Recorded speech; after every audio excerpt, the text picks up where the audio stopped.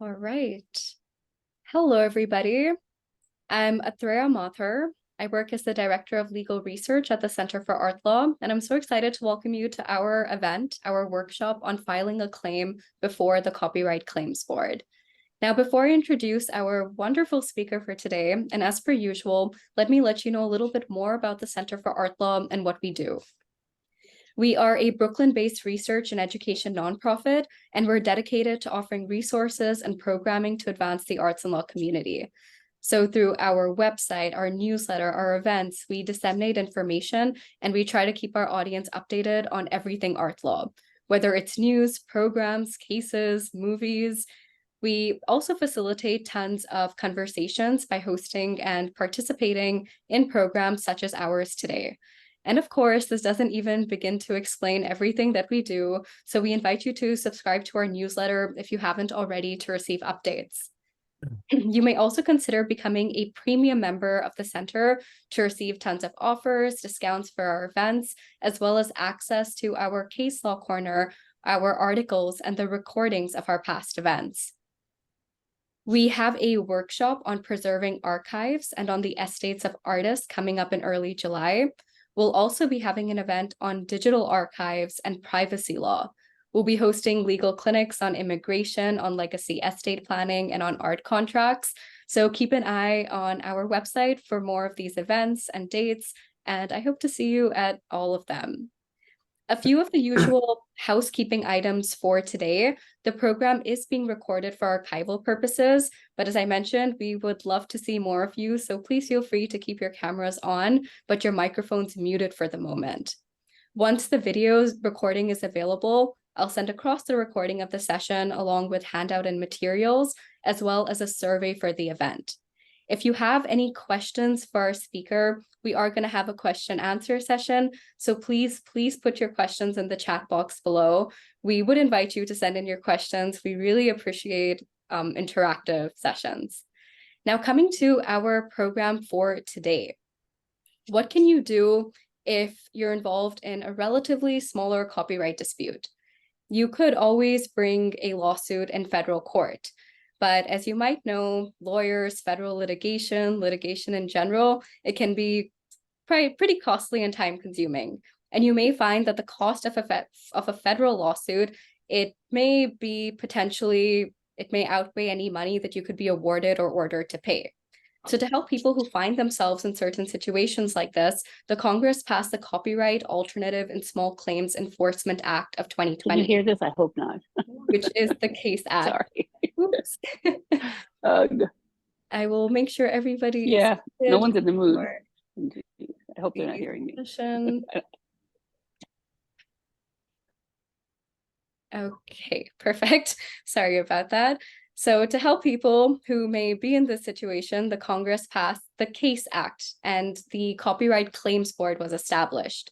So it just so happens that this month, the United States Copyright Office celebrates the first full year of operation of the Copyright Claims Board. So it's the first of the kind small claims forum that resolves certain copyright disputes that involve claims up to $30,000. And it's a voluntary alternative forum to federal courts.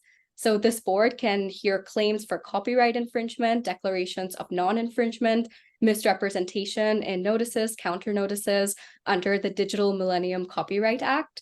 And in its first year, though the information now on screen is from May and not as updated, the Copyright Claims Board has received 485 claims, including from 43 states and 24 countries. 46 of those claims are currently in active proceedings, and determinations are beginning to be made. But I am really excited to introduce our speaker from the Copyright Office who will speak more about this and will let us know more about the Copyright Claims Board, what's happening, what cases can be heard, what it means, how effective it could be, and most importantly, how to file such a claim.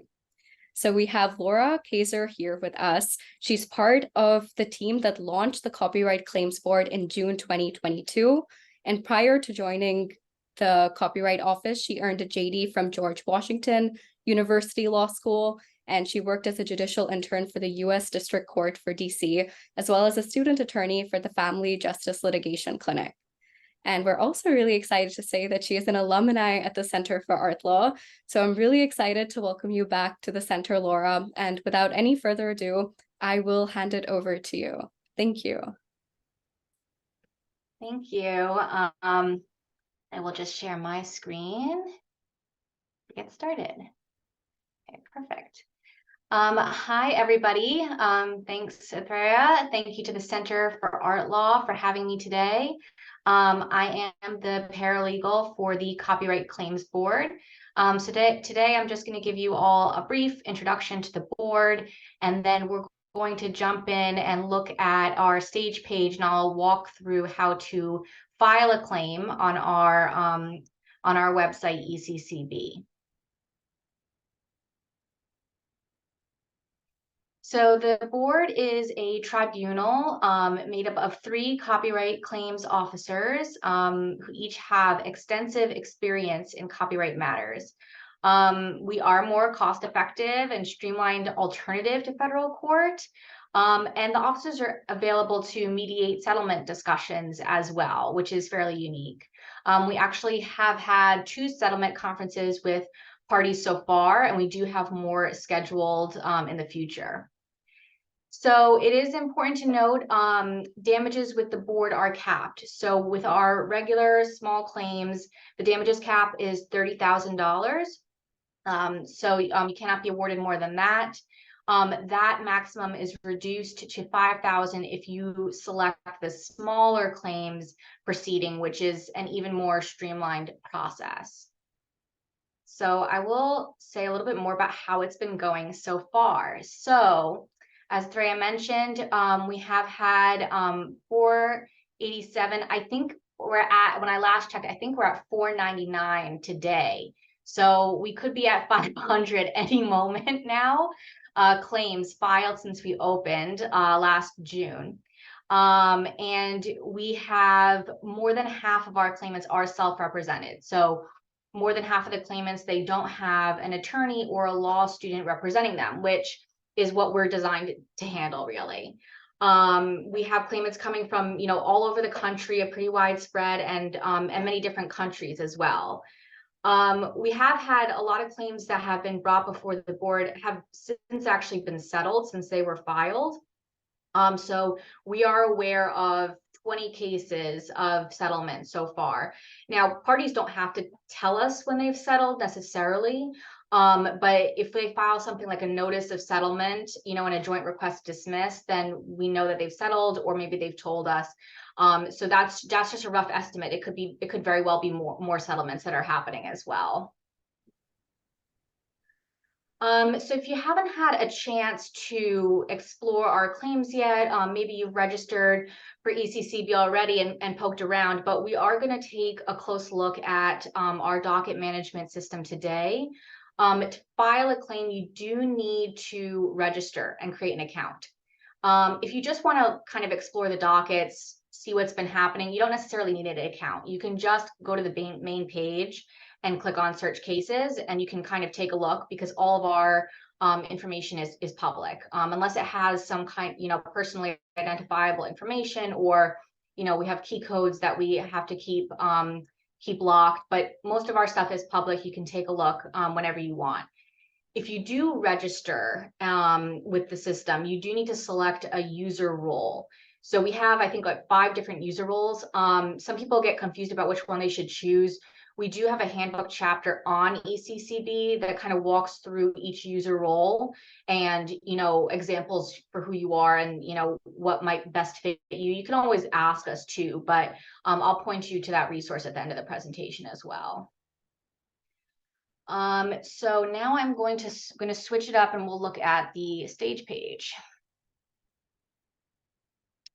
All right, so we're going to get into a hypothetical story for today and file a claim on ECCB. This is our test page. That's why all of these active cases have the same name. It's where we kind of run the tests and things like that. So today, I will be acting as a self-represented party and filing a single infringement claim. As you can see once you're logged in, like this is from the perspective of somebody who's registered for the system, they've logged in.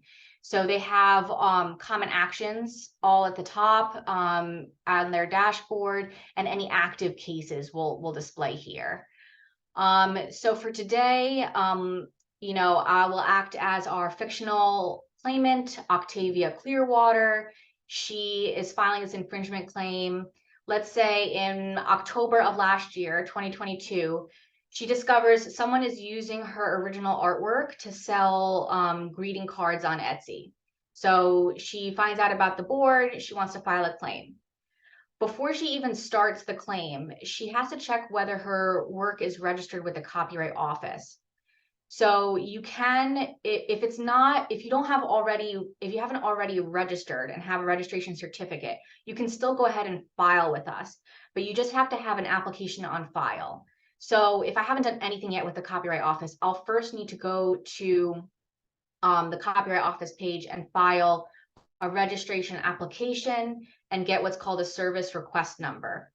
If I've already registered, I've got my certificate, then that's all I'll need, but you at least have to put in an application before you start. So let's say I do that, I've got a service request number, now I can go ahead and start the claim. So this first pop-up, you'll see that we outlined a few different things for claimants to be aware of. You know, over the past year, we've seen a lot of claimants file cases that we immediately basically have to issue what's called a non-compliance order. All our claims go through compliance review with our attorneys. They review and make sure that it follows our rules and is within our jurisdiction. Some claims we immediately issue non-compliance because we just can't hear them. One example of this is a claim that lists a foreign respondent. If you really only have an address outside of the US for them, or you put in information in the system, it's clear that they're not in the US, you know, we can't hear those claims. That might be something that's kind of hard to fix later on. So it's just something to be aware of right at the top of your claim. Some things, you know, we're not going to be able to hear. After you've reviewed this information, you're going to select what type of claim you're filing today. So you'll notice you can file 3 different types of claims. It's a claim for infringement, a declaration of non-infringement, and for misrepresentation under 512. If you're filing a declaration of non-infringement, that means someone has accused you of unlawfully, you know, using, or you intended to use their work without their permission, and you're requesting from us, the board, that a declaration that, hey, I didn't commit copyright infringement, and I'm not going to be committing copyright infringement. You just want that declaration ahead of time. So that's what that is. Misrepresentation under 512, that's if you think the respondent has said something false in a takedown notice or a counter notice to an online service provider like YouTube or Google. And let's say the online service provider, they relied on that information. You were harmed as a result. You had to take down your work, but it was due to incorrect information. Then you would file a misrepresentation claim. So that's a really high level overview. These are really specific types of claims. We do have these tooltips here. You can hover over them and it will link you to a helpful resource, or it might explain more. So we encourage people to use these if they're not quite sure exactly what this means. So for today, we just have our infringement claim. So we'll just select that and click continue. So our next decision that we'd like to make is whether we want to proceed with a smaller claim or the regular claim track. As I mentioned earlier, the smaller claims, the damages are limited to $5,000 per proceeding. They are more streamlined. So ideally the claim will proceed, a little bit more efficiently. We have one officer that actually ends up deciding these cases. There's less formal steps throughout. We highlight this decision because there are limited opportunities to change this decision later. So we want to make sure when people file the claim that they are really informed with how they're choosing, what track they're choosing, because you're not going to be able to change it afterwards.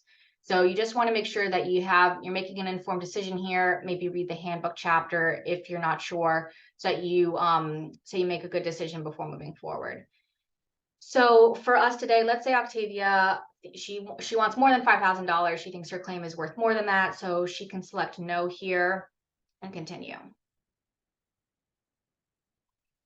All right, so this is now the rest of the claim form. You'll see that we have steps 1 through 6. If you had like a declaration of non-infringement here, like that would populate. Because we only selected infringement, we just have this step 4 infringement claim here. The first thing we need to do is add a claimant. Have to add a claimant first. Initial decision, is the claimant an individual or are they an organization? Now, the claimant in the copyright, before the Copyright Claims Board, has to be the legal or beneficial owner in the copyrighted work at the time of the infringement. So, you know, it could be an individual. In our case, it's going to be just Octavia, is the author of the work and the owner of all the copyright. But it could be that an organization owns the copyright and work, and then you would need to select organization. So just to show you what that looks like, the form changes depending on what selection you make, because we're gathering different information here. But let's say we just have our individual claimant today. We are the claimant and representing ourselves. So we have these dial buttons because, you know, if you're an attorney, let's say you're an attorney, maybe you're filing this claim on behalf of your client. So then you might select no and say you're an attorney and put in the attorney information, something like that. If it's just you filing and you're a self-represented individual, you say, yes, it's just me. I'm representing myself today. So the rest of the form is just biographical information. So I'll just go ahead and put in our sample information really quickly so we can move on with this claim. You'll notice that the red asterisks, that shows you what's required. So for a claimant, we need to put in all of these details: phone number, email, and full address.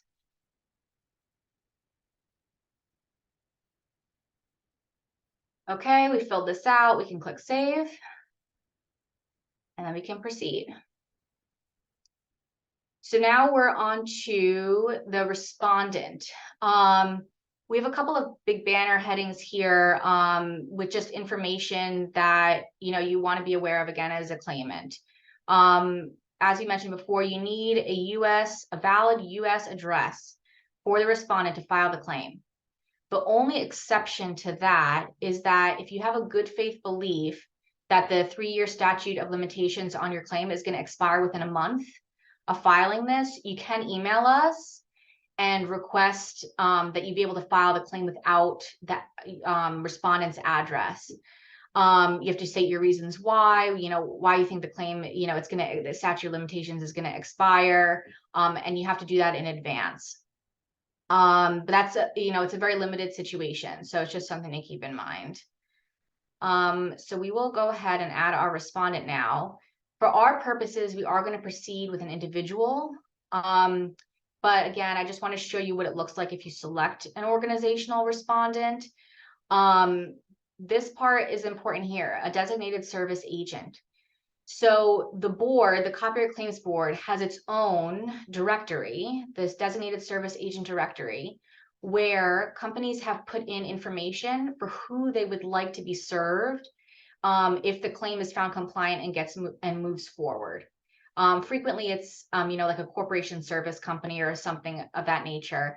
But we do ask claimants, if they're doing a claim, they need to check the designated service agent directory first and put in that information if the company has designated a service agent. Sometimes people get confused. This is different from the Digital Millennium Copyright Act designated service agent directory. The DMCA has its own separate directory, and that's distinct from ours. So just be sure, don't go ahead and just Google, because you might end up on the wrong directory. Make sure you use these links here. For our purposes today, we just have our individual. Let's say Octavia is browsing Etsy. One day she sees that another store is selling greeting cards with her ink drawing on them. It's an ink drawing of an octopus. So let's say this Etsy store is called Marine Life Stationery, and the store on Etsy, she can see that it's an individual who owns it. And the respondent's name is going to be Ursula Anderson for purposes of our claim today. For the sake of simplicity, I'm going to say that we already have an address for the respondent. Some people are able to get this through filing like takedown notices and things like that. For today, I'll say we were able to get this information. You can see that for respondents, you don't need an email address or a phone number to proceed with the claim. You just need the address. But if you have it, if like you've been corresponding with the respondent saying, hey, you know, take down my information or anything like that, you do be sure to give us that contact information, because the board needs it at later stages in the proceeding to make sure that everyone is aware of the claim. So once you put in that information, we'll save and continue.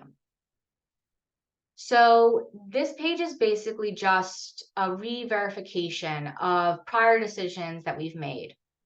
First, we need to double check we're filing the correct type of claim. You can add one. If you've decided you have another claim, you could deselect infringement.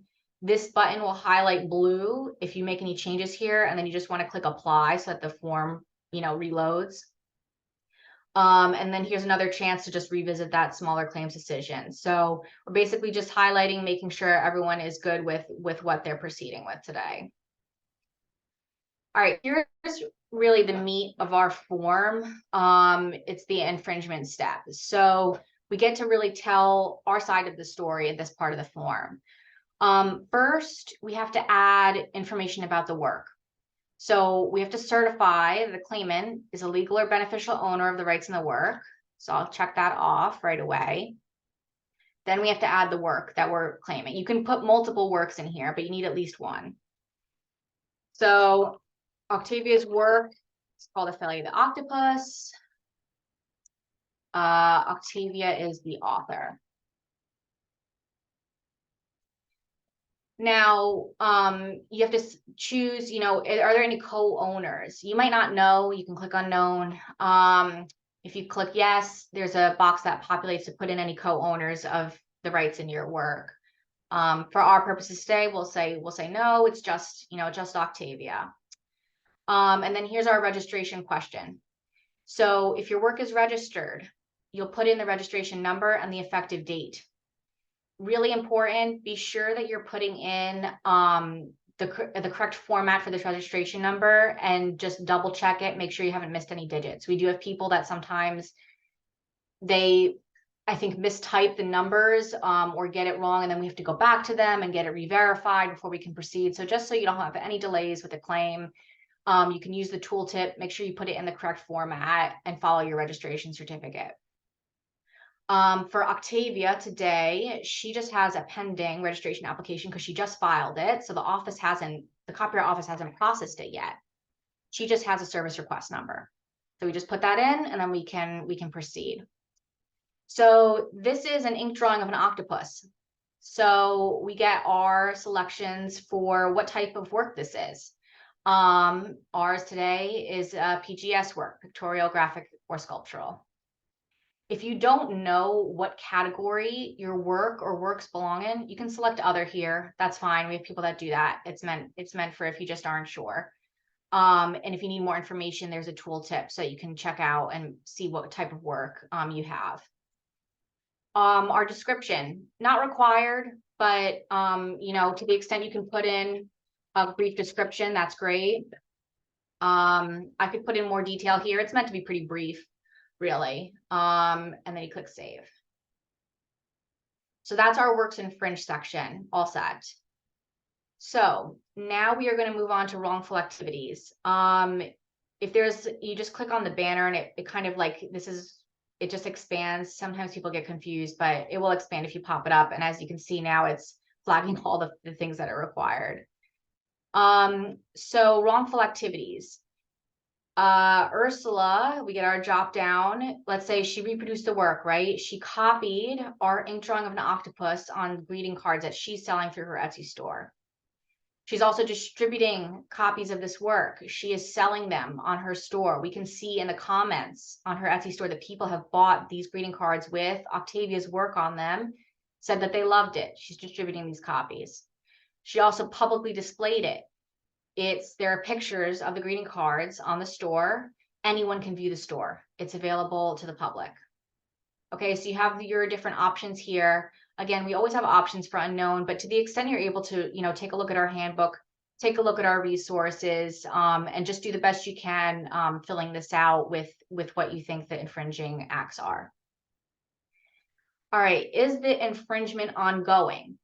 You might not know, you can click unknown. Let's say the Etsy page is still up for Ursula. So we know as Octavia, hey, she's still selling these greeting cards today. We can select that it's ongoing. If not, you'll put in the full date range. If it's just ongoing, then you just need to put the first date. So let's say Octavia, she stumbled across this page. She's not sure exactly when Ursula started to sell these greeting cards with her work on them. But let's say, look, she stumbled across the Etsy page in October on the 16th about, so she'll put that in as sort of a best estimate for right now. And then we've got to put in where this occurred. Was it occurring in stores, physical space? Is it online? This is usually pretty brief. I'll put online. If you have the URL, I would probably drop that in here first. I'll just put in a dummy URL. We'll pretend that this is Ursula's, Etsy page. Okay, describe the infringement. So this is where we really get a chance to tell our side of the story, what the sequence of events is, anything that we want the board to know that's part of our claim. I do recommend for this section in particular, it might be helpful to draft something ahead of time in like a word processor, just so that you can lay out your facts, make sure that if you need to double check anything, you can do that. And then when you're ready, like just copy and paste it into this form. So you're not trying to mess around with it in the form itself. There are a couple of keynotes here I want to point out that we've learned during compliance review. So as I've mentioned, the copyright claims attorneys, when claims come into us, the first thing that happens is they go through compliance review. The attorneys are going to assess whether we need more information to know whether this claim can really move forward or not. You're not going to be directed to serve the respondent with it until the claim is found compliant, and you get 2 chances to do this. So we have learned a couple of things over the last few months. One is that claimants tend not to put enough detail about how the respondent accessed this work. So you might not know exactly, right, how Ursula accessed Octavia's work. We don't know exactly how she stumbled across it, but we can at least give enough facts to show, hey, it was plausible. For us, the same way that we found Ursula, it was selling our work on Etsy. Ursula, might have been browsing Etsy and saw our stuff. So we would probably say for this one, well, look, our work was on Etsy too. Ursula could have easily stumbled across it. We also frequently see claims that don't give us enough information about how the original work and the alleged infringing work are similar. So you need to include some kind of statement to that effect in the claim. It has to be at least substantially similar, if not identical, to the expressive content in your work. So sometimes the best way to show this is a picture, right? You can attach documentation at the end of the claim. Here's my work. Here's the infringing work. They're the same. They look the same. That shows it for us. But you might want to include a statement in here as well, just to make it really clear, like, hey, I've looked, tell the board in plain language, these works are substantially similar. I pre-drafted something that I'll drop in here just for efficiency. You can expand this, you can read the full thing, make sure you have all the details that you want in here. All right, so the next series of questions. These are questions to draw claimants' attention to limitations for online service providers. So for people who don't know, online service providers include websites that they host content that's uploaded by their users, right? So like think YouTube, think Instagram. They also include search engines that might direct users to particular websites, right? Google, Bing, these kinds of search engines. They do have specific protections under the Copyright Act. So we have included these questions to kind of walk claimants through each step of it to make sure that they're filing an appropriate claim. For our purposes today, the respondent is an individual. It's just Ursula. So we would say, no, none of these respondents are online service providers. If you click yes, you're going to get a couple of additional questions that drop down here. There's a total of 4 that appear. If you answer them in a certain sequence, you might get a banner heading that says, hey, it doesn't look like you followed the correct steps to have an online service provider as a respondent here. Are you sure you want to proceed? These can be tricky. So you can always email us at asktheboard@ccb.gov if you're not sure exactly how to answer these questions, or if you get that banner pop up and you're not sure why. But it's just to direct your attention to, the steps that need to be taken if, you're putting like Google, for example, as your respondent. For today, we'll do no, so we get no other questions on that. And we can do our last section of this form. So last section is to describe the harm Octavia suffered as a result of the copyright infringement and any relief that we're seeking from the board by filing this claim. So let's say Octavia, she says, hey, I've lost customers. I've lost part of my income because people are going to Ursula's store for these greeting cards, but she's using my artwork on them. And I want the profits that Ursula got by selling my work on the greeting cards. And let's say Octavia says, hey, and I want her to stop doing this. I want her to stop using my artwork on her products. So for the board, we can ask for Ursula's profits that are the result of the infringement, but we can't demand that the board order Ursula to do or not do something. Okay, that's one of the limitations of the Copyright Claims Board. There is a limited exception to this. If Ursula, let's say we're part of the proceeding now, or a few steps in. Let's say she says, hey, I'll take down these greeting cards. If I'm found liable for copyright infringement in this proceeding, I'll take them down. The board could include that in our final determination, but only if she agrees. And it's a really limited scenario there. So really you're looking for monetary damages here. I will also, this is another area where claimants kind of get tripped up. They're not sure what to put, and some of it is outside of our jurisdiction. The starting an infringement claim chapter in the handbook, we discuss in depth what types of damages you can ask for and what you can't ask for. We can award actual damages. So that's Ursula's profits attributable to the infringement, or statutory damages, but we can't do both. Actual damages are those that are awarded based on, the proven harm, loss Octavia suffered, right? Statutory damages would be awarded to a successful claimant, but they're a set range determined by the law. So those are the 2 types of damages that are options. The chapter goes into more detail about that. So you're not going to be locked into this decision now when you're filing the claim. You just have to keep in mind also that the board we can't give damages for things like emotional harm, defamation. Hey, they're defaming me online, lost wages. We can't give awards for things like that. The board also can't take into account willfulness. So, even if we say, hey, Ursula, she knew she was committing copyright infringement. She did this intentionally. She knew what she was doing. We're not going to award damages based on that. It's outside of the board's jurisdiction. So you don't have to decide on actual versus statutory. The final decision can come a little bit later, but you want to take that into account when you're putting it in the form. Make sure you understand the difference and give us some information about what you're seeking.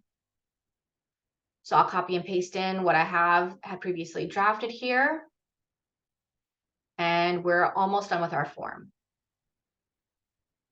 So supplemental documents.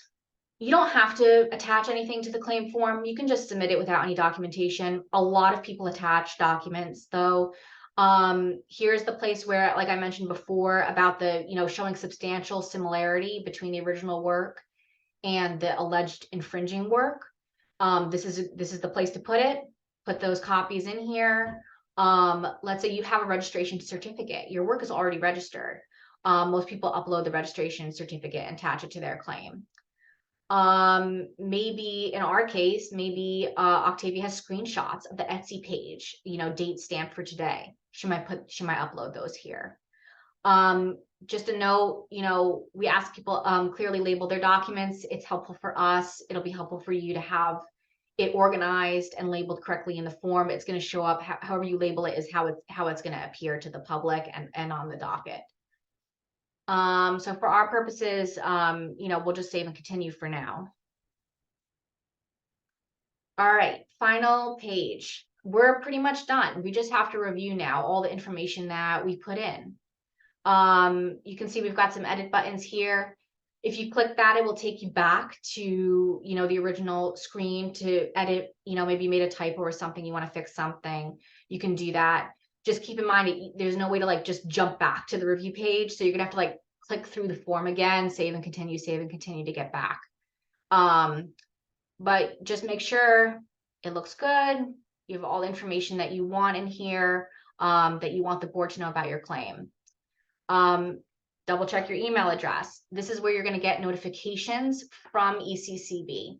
So make sure that you have any email addresses you want to receive those notifications in here for sure. Review the declaration, and then we're going to pay the filing fee. So the first filing fee is $40 just to file the claim.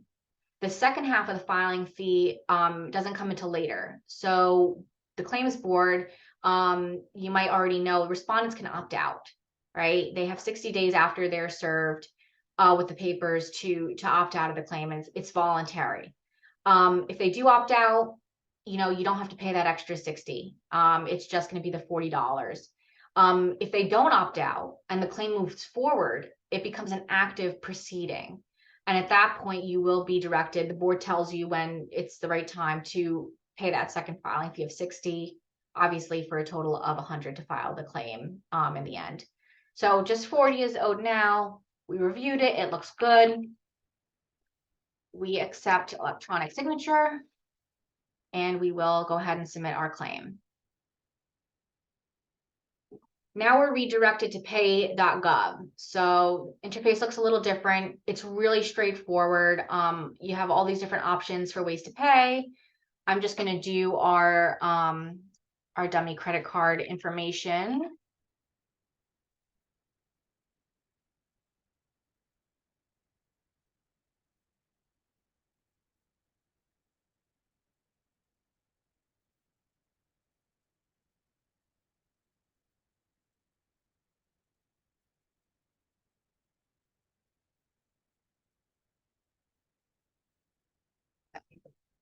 Continue. We're authorizing it. And that's it. Here's your filing receipt. So obviously make sure the receipt comes up. You might want to, save this page, print it as PDF, screenshot it, whatever you want to do. Make sure you see it because this means it's gone through to us. And then we're going to take a look at it. So make sure you get that receipt. You might want to save it just in case, but you're in. So that was a lot walking through the claim form. I have a couple resources to show, but let me just pause there and check about people's questions at this point. Thank you so much, Laura. There are a couple of questions in the chat. So one of them is, if you cannot get an injunction, how can you make them stop infringing if you're just claiming the monetary damages? Yeah, it's a good question. I mean, it's definitely one of the limitations, right, that we have. We don't have the power to order these injunctions. So I mean, other than that limited exception, if they're found liable, it can go in the final determination. Other than you have to go to federal court, but we also have the settlements, and anything can be in a settlement, right? So, if they agree in a settlement to do something or not do something, even if it's not before the board, just by filing the claim, you might be able to get to that step. You might be able to get that even just filing the claim. Even if you don't follow all the way through our process to a determination, maybe you settle, and then you might be able to get that type of relief. Thank you. And are there any examples or any resources that show these kind of examples of determinations or orders from the Copyright Claims Board? Yeah, so we've had two final determinations so far. One is in claim 22 CCB 0045. That was a final determination on the merits. That one was, it's a little bit different because that claim was referred from a district court. So it bypassed a few of our usual steps in a proceeding, but there is a final determination on that docket if people want to take a look. We also had a final determination for 22 CCB, I think it's 0035. That one was it wasn't on the merits, it was just reducing the settlement agreement to a final determination. But you can take a look at those. You can look at any of our orders though, they're all public. So if you're just searching through cases, you know, as long as it's not a super recent case, because obviously we're still processing those, you're going to see examples of the types of orders and the kinds of things that we issue. Perfect, thank you. And do you have a link of where we can find the determinations? Is it on the website? I can share that with. Yes. Yes. I will drop it in. I can drop it in the chat when we're done or send it to you, Rhea. Yeah, it's when you're doing the case search though, like anybody can go on and just do the case search. So if you put in the docket number, you'll see the docket and it'll be there. Okay, perfect. Thank you. And another question that had come in, how would you estimate a calculation on the infringer's profits? Yeah, it's a good question. I mean, I think that, you know, for the purposes of the claim form itself, you're just putting in, you know, what relief that you want. You know, I think it's important. I think a lot of people just put in, you know, they're seeking X amount for this. In terms of like doing calculations and things like that, you know, you might get more information in the discovery phase. Like if the proceeding moves forward and you're doing discovery with the other side, you know, we have like a template for the discovery questions in the document. So the type of documents that you get might give you a better idea of like what, you know, what their profits were basically by using your work. And then you'll have a better idea of the amount later. All right, thank you. And I think there are also a couple of questions regarding registration.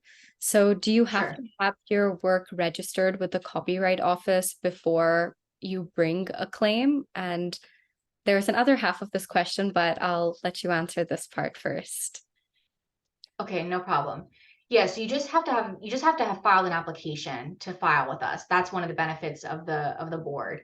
So you don't need to actually, like, the office doesn't have to have already processed it and issued you the certificate, but you have to have filed. You have to at least file for one. So that's the distinction I was showing with like the service request number versus the registration number when you put it in the claim form. Perfect. And I think this more or less answers the next question too, which was artists who are registering multiple works, if there's anything special to know about registration in anticipation of filing a claim. So as long as an application is in, I think, as you said, you should be fine. Yep. Yeah, in terms of registration, I'm not the best person for that. I would definitely, the Copyright Office though, has a lot of great resources on their website about registration. And they take, you know, you can always call the office too if you have questions about how, you know, how to register multiple works and things like that. So I'd probably point you towards those resources if you have questions about registration specifically. Perfect. Thank you. And I think those are all the questions that have come in for now, but we can wait maybe in another 5 or 6 minutes to see if more come in. So please feel free to, yeah. Okay. All right. So I'll just show you all a couple of resources and you guys can think of more questions if you have them. So for people, you might have checked out our website already, but here it is, ccb.gov. You can use this as a jumping off point to get to ECCB. Here it is. I actually can show you, I'll show you how to do this case search. So you just click on case search. See, I'm not even logged in here. This is the real live page, but I can search for the cases. So this one didn't come up because it's a closed docket, but you know, it's pretty easy. It's pretty easy to navigate. So let's view it as a closed docket. And it'll come up. Yeah, here we go. All right. Cool. All right. So yeah, this is what you should see when it comes up, and you can click on the final determination and read it if you'd like. So it's super easy to navigate. But just to go back to ccb.gov, you know, you can log in and register for ECCB here. You can take a look at our handbook. We have over 20 chapters. They're really great. There's, you know, graphs and timelines and, you know, examples. Everything is written, you know, in hopefully easy to understand language about all the different parts of our proceedings. So it's a really great resource. It's a good place to start if you have any questions about how to use the system. I'll just show you the ECCB section I was talking about. So here's your user roles for ECCB, all laid out, 6 of them. So if you're not sure when you're registering, this is the place to look, make sure that you're registering, you know, as the correct person. If you're an authorized company rep, there's a couple of extra steps here. So if you're like an employee of a company, but you've been given authorization, you are going to need to file like a separate document, you know, showing that you have authorization to proceed. It's probably best to email us and just ask us, and we can give you, you know, we'll direct you to the correct form to fill out. But otherwise it should be fairly straightforward. But yeah, definitely ask us if you have any issues. The other thing I wanted to point out is our pro bono assistance page. So, you know, we're designed to handle cases where they don't have representation, right? Because that's an extra cost. So part of the point of the CCB is that we're lowering the cost for people. So you don't need a lawyer. You don't even need a law student rep, you know, to file a claim and go through the whole process with us. But to the extent, you know, you want some additional guidance, we do have this page to kind of get you started. Again, all different types of representation, from full scope to just a referral service that you might be able to get. We have 3 law school clinics that are willing to help people. We have their contact information. And we have our pro bono assistance list. So these are mostly, you know, volunteer lawyers for the arts organizations. You might already be familiar with some of them. They're mainly referral services. So they might not have like an attorney on their staff that will be directly helping you, but they would, you know, hear what your needs are, and they might be able to connect you to an attorney that can handle your case pro bono, you know, at a reduced cost or at no cost, in order to proceed. So they're, you know, all these organizations are really great. You can see we have the areas that they serve. We're trying to add more all the time. But that's a good place to start if you just want some additional guidance. So yeah, I think, you know, there's some great resources here. We encourage you to check it out. That's really all I had for today. So we can see if any other additional questions have come in. Thank you. There are a couple of other questions. So what is the process after you submit the application? What happens next? After you submit the claim? Yeah, so you submit the claim, and then it's going to go through compliance review. So we have the copyright claims attorneys on our team. That's their responsibility, and they're looking at the claim and making sure that it has, you know, that it meets our requirements. You know, does it give enough information to the respondent about access, substantial similarity, those things I pointed out earlier? Does it, you know, making sure that you have a US address for the respondent. So they're making sure that it, you know, it's following all our guidelines. It's going to give the respondent enough information. If they say, hey, we need more here, there's something missing, they're going to issue an order of non-compliance, and you would get a notification for that, and then you would have to go into ECCB and amend your claim. You'd fix, you know, try to fix as best you can whatever they said was the issue with it. Then they review it again. If it's non-compliant again, you need to still fix stuff, you get one more shot. So you get 3 chances: the original claim, 1 fix, and then 1 final shot. before we would dismiss it without prejudice. If they say, hey, this looks great, it can move forward, you get a notice of compliance and direction to serve. And then basically we upload a packet that you are going to serve on the respondent. Not the party personally, parties can't serve it directly, but the next step is service.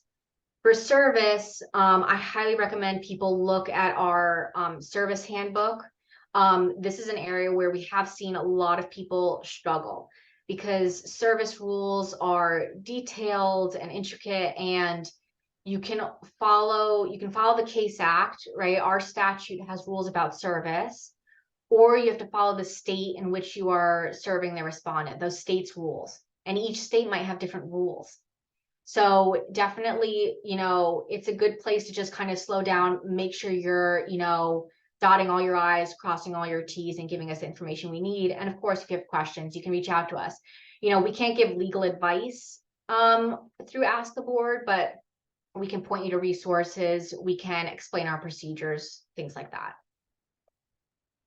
Thank you. And is there a timeline for all of these steps, or how long does it usually take to first hear back? And what would you say is the general timeline for getting a determination or receiving a determination? Yeah.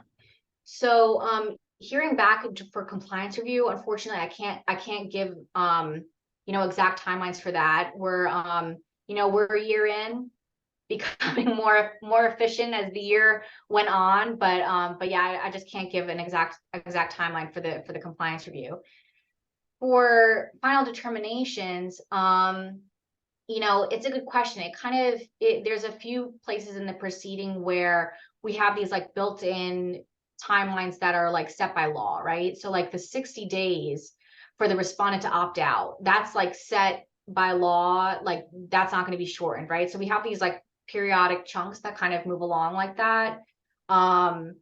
Discovery, we allow 45 days for discovery.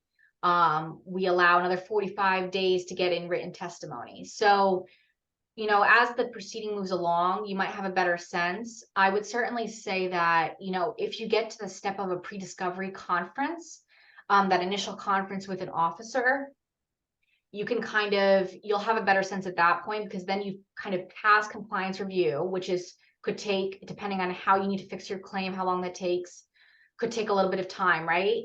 And then you have the 60 days for respondent to opt out. And then you're moving forward to, paying that second filing fee. Hopefully the respondent files their response in 30 days. And then you're at the pre-discovery conference. And then it's kind of like the stages proceed from there. So at that conference, you might be able to ask the officer, like, hey, can you just give me a sense of what's going to proceed from now? Because it depends. Like if the respondent doesn't respond at all, let's say they don't opt out, but they're nowhere to be found, like that's a default. And that has like a different track than if the respondent is there with you and saying, hey, I'm participating, I'm doing discovery. So that might be a good point to kind of check in with the officer and say, hey, I just want to get a sense, where are we here? How long it will take. Thank you. And so you had mentioned that there's a $40 filing fee and then potentially $60. Are there any other costs that are associated with the process? So service, people generally, if they're using a process server, they might have to pay an amount to serve the other side. So that would be an additional cost, but on our end, there isn't. If you're requesting, settlement conferences, that's all, included. It's not like there's an extra fee to try to do settlement or anything like that for us to mediate it. So there really shouldn't be any additional cost. If you're appealing at the end, like after final determination, there are costs associated with that, like to have the register review and stuff, but that's like kind of like post-determination phase. Okay, all right, perfect. And I know you just briefly mentioned this, but another question is regarding appeal. What are the options if you're not too happy with the determination? What are the options to appeal or ask for a review? Yeah, so I would have to double check about from the claimant's perspective, but we do have processes for post-determination where you can ask the board again, if you don't agree with the decision, if it's not in your favor. And then if the board denies it, you can ask the Register of Copyrights, and that's where you would pay that additional fee. Let me see if I can point you to a specific handbook chapter that would get into that. I think it's final determination. Yeah, challenging. So you can challenge in federal court, your request reconsideration by the CCB, first. And here's the requirements for that. Then you can request review by the register. And then you would challenge, and then the final thing is to challenge in federal court. So I would definitely take a look. This is the final determination handbook chapter that kind of outlines, what that means and how to do it. Thank you. And I know an attorney isn't necessary for the entirety of the proceedings. If somebody does have an attorney, is there an option to claim attorney's fees as well, or is that not one of the remedies available? You can. Let me see if I can find. We talk about attorney's fees. Yeah. Attorney's fees and costs are only going to be awarded where CCB finds that the respondent acted in bad faith. So it's limited circumstances, I would say. And if you want to look at what bad faith means a little bit more, let me see. I think it's participant conduct. Yeah, here we go. Bad faith conduct. So you can take a look at participant conduct for, what bad faith means and what our rules are around that as well. Hey, thank you. This handbook is incredible. There's a little portion for everything. Yeah, and links to different things, and it might not answer everything, but I think it will give you a good head start about understanding what the rules are for sure. Wonderful. And I know you've seen a year of the CCB now. In general, what are your thoughts on how effective it might be, especially for creatives or artists, and with the pending decisions that are yet to be made? Yeah, I mean, I think, we have had a really almost 500 claims in the first year. I guess it's hard to know with the numbers, but for us, it feels like a lot, right? It feels like a lot of claims that we're processing. We're a small team. But I think it has given a lot of people an opportunity to file claims where they might not have been able to in federal court because the costs are just too high. I think we also do a good job of trying to make it understandable for people by providing these kinds of resources like the handbook, and kind of, trying to write our orders, in plain language and kind of make it methodical for people and logical and easy to follow kind of the process of it. I think also seeing where our settlements and how the settlements have come up is interesting because 20 being notified of at least 20 so far is pretty good, and that doesn't even include the ones where we've just gotten a request to withdraw, but we don't know. It could be that the claimant talked to the respondent and they settled the matter. So it's kind of encouraging to see that okay, even if someone doesn't go through the whole process with us, they might still be getting relief, even if we're not aware of it. Great. Thank you so much, Laura. I think that concludes our session for today. Thank you for the super informative presentation, guiding us through each of the steps, the processes, and answering the many questions that we have. We really appreciate it. And I feel like this was a really great tutorial, and it's good that we have this recorded for reference. But thank you once again. And the resources that you showed us, the websites, the handbook, I think it's going to be very useful for both artists, attorneys, students who are looking more into this area. And I'm excited to see what happens next with the board. I'm sure by the end of the day, you'll have 600 more claims. I'm sure even over the course of the last hour, we could have gotten our 500th claim. So I'm going to check it right now. But I hope it was really informative. Thank you so much for having me again. Great, thank you so much. And everybody, thank you for attending today's session. We have another workshop on preserving artist archives happening on July 6th. I hope to see you for that. And please take the time out to fill out the survey to let us know your thoughts about today's session and what you'd like us to cover next. And we should be good to go. Thank you so much again, Laura. It was wonderful, wonderful speaking with you. Thanks very much. Have a good day, everyone. Goodbye.